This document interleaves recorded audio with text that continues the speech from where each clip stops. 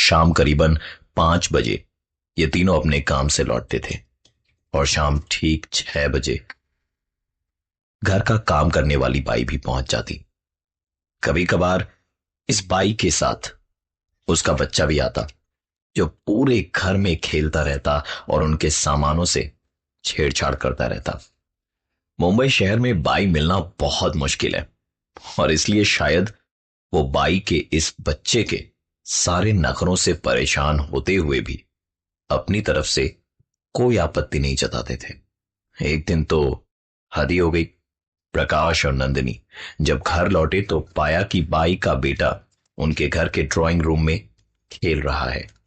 उन्हें लगा शायद बाई उस दिन जल्दी काम पर आ गई, लेकिन आश्चर्य की बात तो यह थी कि बाई उन्हें सारे घर में कहीं भी नजर नहीं आई।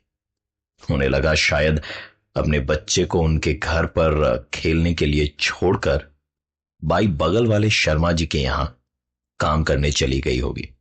प्रकाश बहुत ही गुस्से में था आज, क्योंकि काम वाली बाई के रहते उसके बेटे का आना और उसके घर में खेलना तो ठीक था, लेकिन बाई अपने बेटे को यूं उनके घर में छोड़कर किसी दूसरे के घर में काम करने जाए, यह उन्हें मुनासिब नहीं लगा। करीबन 1 घंटे इंतजार करने के बाद प्रकाश और नंदिनी बगल वाले शर्मा जी के घर गए काम वाली बाई के बारे में पता लगाने। शर्मा जी का जवाब सुन दोनों हक्के बक्के रह गए, क्योंकि शर्मा जी के अनुसार काम वाली बाई तो आज आई ही नहीं थी। एक अजीब सी कश्मकश में दोनों अपने दिमाग में सवालों की लड़ी लिए वापस अपने घर की ओर लौटे, लेकिन इस बार आश्चर्यजनक रूप से पूरे घर में वो बच्चा उन्हें कहीं भी नजर नहीं आया। दोनों के मन में कई सवाल उठ रहे थे और उन्हें पार्टी के लिए देर हो रही थी, इसलिए ज्यादा सोचे बिना तैयार होकर पार्टी के लिए निकल पड़े। रात करीबन 8 बजे ओवरटाइम करने के बाद भास्कर घर लौटा और उसे इस पूरे इंसिडेंट के बारे में कुछ भी पता नहीं था। आपको क्या लगता है, घर लौटने के बाद भास्कर ने क्या देखा होगा?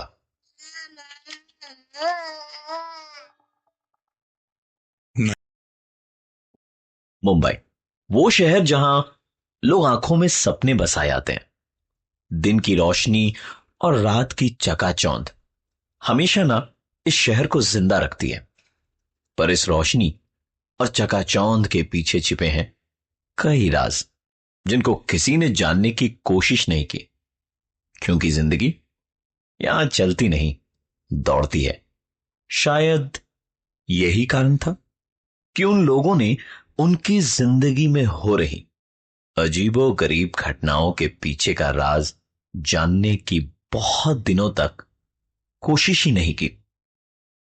आज की यह कहानी प्रकाश, उसकी गर्लफ्रेंड नंदिनी और भास्कर के साथ हुई घटनाओं पर आधारित है। ये तीनों एक साथ बोरीवली के 2 BHK फ्लैट में रहते थे, जहां शिफ्ट हुए उन्हें सिर्फ 3 महीने ही हुए थे। ये तीनों एक साथ एक ही कॉल सेंटर में काम भी करते थे। जिंदगी का हर लम्हा एक साथ बिताते। इन तीनों की लाइफ परफेक्ट थी, सिवाय एक अजीब चीज के। हर दिन सुबह जब 3 बजे ये अपनी कॉल सेंटर की ड्यूटी के लिए उठते, तो घर के बाथरूम, किचन या डाइनिंग हॉल की लाइट को ऑन पाते। एक दूसरे से सवाल जवाब करने पर एक ही नतीजा निकलता, और वो ये कि उन तीनों में से किसी ने भी रात को बाथरूम, किचन या डाइनिंग हॉल की लाइट नहीं जलाई थी।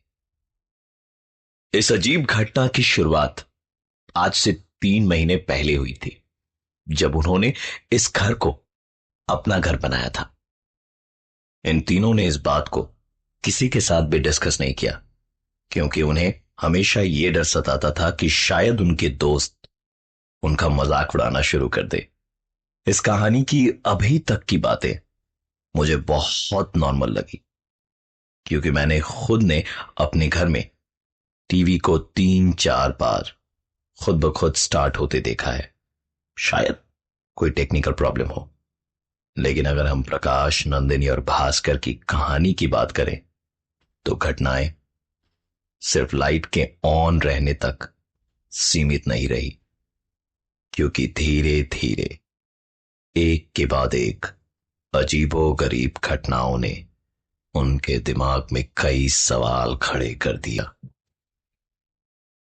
भास्कर ने घर का दरवाजा खोला तो पाया कि हमेशा की तरह बाथरूम की लाइट जली हुई थी।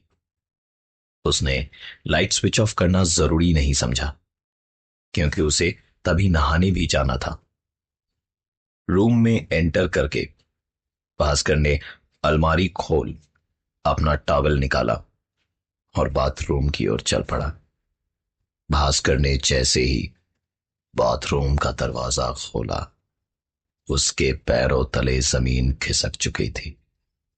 बाथरूम के फर्श और दीवार पर सिर्फ खून ही खून के धब्बे थे। डरे हुए भास्कर ने तुरंत बाथरूम का दरवाजा बंद करा और डर के मारे वो मेन डोर की ओर भागा। अचानक उसके भागते हुए कदम एक आवाज को सुनकर रुक गए। ये आवाज भास्कर के कमरे से आ रही थी। सहमे हुए कदमों से भास्कर अपने रूम की ओर आगे बढ़ा और रूम का नजारा देख उसे अपनी आंखों पर विश्वास नहीं हो रहा था। भास्कर ने देखा कि उसके भाई का बच्चा उसके बिस्तर पर अपने घुटनों में मुंह को छिपाए बैठा था। भास्कर ने उससे पूछा कि तुम यहां क्या कर रहे हो? अभी तो तुम यहां नहीं थे। यह सवाल सुन उस बच्चे ने धीरे से अपने घुटनों से मुंह को उठाया। उस बच्चे के चेहरे पर एक अजीब सी तेज और होठों पर एक अजीब सी मुस्कान थी, मानो जिनमें कई राज समाये हों। बाथरूम में खून और बिस्तर पर काम वाली बाई के बच्चे का होना, जिसके अजीब हाव भाव को देख भास्कर अंदर तक डर चुका था। वो तुरंत दौड़ता हुआ उस घर से बाहर की ओर निकल गया। डरे हुए भास्कर के फोन कॉल के तुरंत बाद ही नंदिनी और प्रकाश पार्टी को छोड़कर घर चले आए और तीनों ने बहुत साहस करके उस घर के अंदर जाने की हिम्मत करी। भास्कर, प्रकाश और नंदिनी ने जैसे ही घर का दरवाजा खोला तो हमेशा की तरह वहां पर कुछ भी नहीं था। रात करीबन 10:30 बजे थे। तीनों इसी सोच में डूबे थे कि क्या आज की रात इस घर में रहना उनके लिए ठीक होगा। इस बीच प्रकाश ने मकान मालिक को फोन लगाया और उसके दोस्त भास्कर के साथ बीती सारी घटनाएं बताई। मकान के मालिक ने सारी बात सुनने के बाद उन्हें बताया कि आज से 10 साल पहले इस मकान में एक परिवार रहता था। कर्ज के बोझ में दबे होने के कारण इस परिवार के कर्ता ने पहले अपनी बीवी और अपने बेटे की बेदर्दी से हत्या करी और फिर खुद फांसी लगाकर आत्महत्या कर ली। ये सब जानने के बाद वहां रहना तो दूर, उस घर में एक एक पल गुजारना भी प्रकाश, नंदिनी और भास्कर के लिए बहुत भारी पड़ रहा था। बाथरूम में खून देखने की घटना को शायद मन घड़त मानने के बावजूद भी हम उसे आज से 10 साल पहले घटी घटना से जोड़ सकते हैं, लेकिन काम वाली बाई के बेटे का विवादास्पद रूप से उनके घर में मौजूद होना और अचानक से गायब हो जाना, इसका कारण किसी को भी मालूम नहीं था। जैसे तैसे आज की रात प्रकाश, नंदिनी और भास्कर ने उस घर में गुजारी और सुबह होने का इंतजार करने लगे, क्योंकि उन्होंने फैसला ले लिया था कि सुबह होते के साथ ही वो इस घर को छोड़ कहीं और शिफ्ट हो जाएंगे। अगले दिन जब काम वाली बाई उनके घर आई तो प्रकाश, नंदिनी और भास्कर तीनों उस पर टूट पड़े। एक के बाद एक सवालों की बौछार करने लगे, उसके बेटे की अजीबोगरीब हरकतों पर और विवादास्पद स्थिति में उसके बेटे की मौजूदगी पर।